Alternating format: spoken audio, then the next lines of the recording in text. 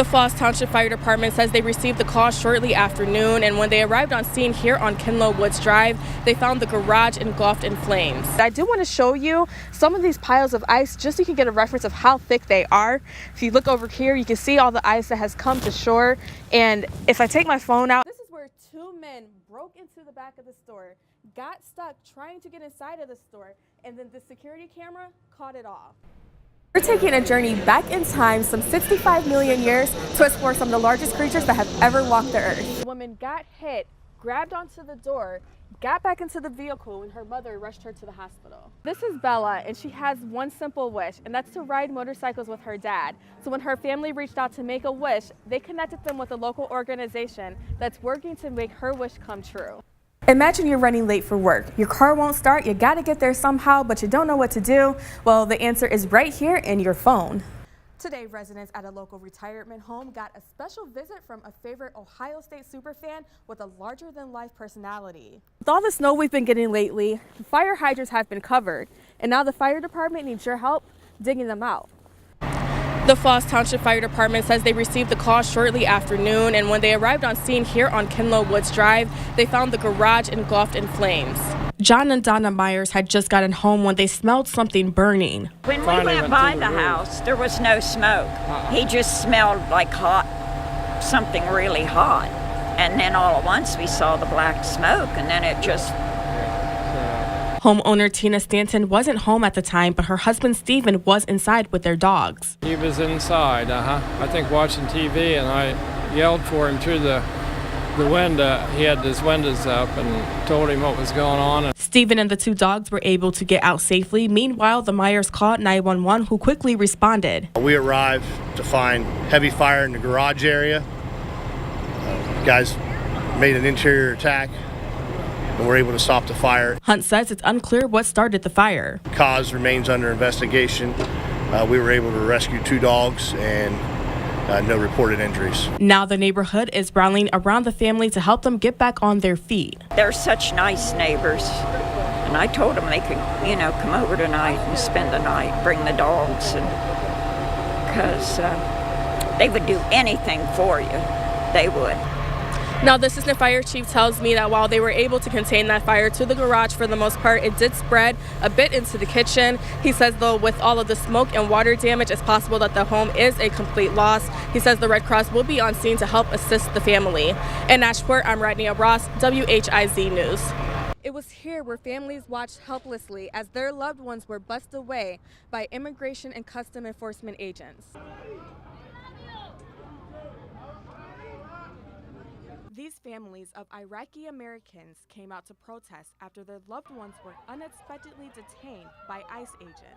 They told me that he was going to do a re-custody agreement and that he'd be home, and he voluntarily, willingly went. Dozens taken away, all with prior convictions, some with misdemeanors stemming from decades back. Just one misdemeanor he had years ago, 1998.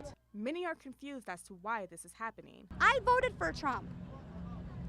I voted for Donald Trump thinking that he would protect our minority ethnic people. It blew up in our face this morning. As the bus pulled away from the U.S. deportation and deportment facility, chaos ensued with families left wondering if they'll ever see their loved ones again. They're going to get killed. Right away, their car is going to get bombed because they don't know whose car that is. ICE did release a statement saying that they follow standard procedures and they cannot confirm or deny a current operation. Reporting on the city's east side, I'm Rodneya Ross, Local 4 News. You may have seen the post circulating on Facebook telling you how easy it is to use your iPhone to call 911. But the question is, does it actually work? So we put it to the test. There's a post on Facebook that claims you can quickly reach your local police department by pressing the power button on your iPhone 5 times. While many people have seen the tip, they're not quite sure if it's true. I saw the post. It's one of those things where I saw the headline but didn't really read the whole story, but I've heard of it and just not really sure if it's legit or if it really works. So we talked to the best source we could find, the police chief. Chief Curry tested it out on his own phone and was surprised with the result. Ring into your local 911 center and inside the city limits, if you're using a cell phone, it's going to ring to the Zanesville Police Department, and if you're outside of the city limits, it's going to ring to the Muskegon County Sheriff's Department. The thought is, the shortcut will make it easy for someone who's in an unsafe situation and who may not be able to openly call 911. They will then be able to get in touch with local law enforcement, and it could possibly save their life. To where if you weren't able to talk in a situation or you were scared to talk in a situation, you could just quickly make that call and have it connected to someone and have someone else aware of the situation that you're in. Chief Curry says this would definitely be helpful in an unsafe situation. He says once dispatch is reached, they can't hang up until an officer arrives at the caller's location. We will pinpoint your location. We have that capability, and we'll eventually find you. So, if you can't talk, mute your phone, put it in your pocket, whatever, lay it down, and hopefully within a short period of time we're going to be able to locate you and come to your assistance. We did reach out to people with Androids to see if this feature is available on their phones as well, but the people that we talked to did not know about it and they weren't able to find an alternative. In Zanesville, I'm Rodneya Ross, WHIZ News. Law enforcement says that this all started around 2:30 in the morning where sheriff's deputies attempted to pull the man over. They say he then fled, jumping into the river and never resurfaced. There's been an extensive rescue operation going on for the last 12 hours trying to locate him. But this time it's considered a recovery because there's no evidence been found that he has survived. Chief Russell Taylor of the South Zanesville Fire Department says multiple departments responded to the call to locate the man. Boats were used to help with the search and K-9 units were brought in to assist. The cadaver dogs were out here several hours after it happened.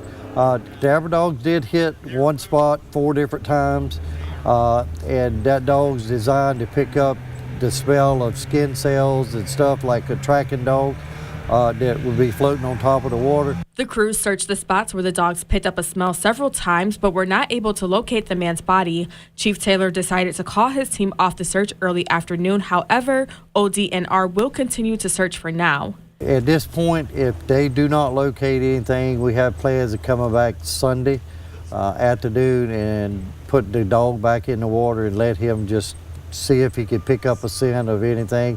And if he does, we'll go from there and see what we need to do. Chief Taylor says the cold temperatures did not help the search efforts and made it more difficult for first responders to do their jobs. He says because of the temps, the man likely did not survive long. With this water temperature being 35 and below, I would say if he lasted 15, 20 minutes, he would be lucky, very lucky.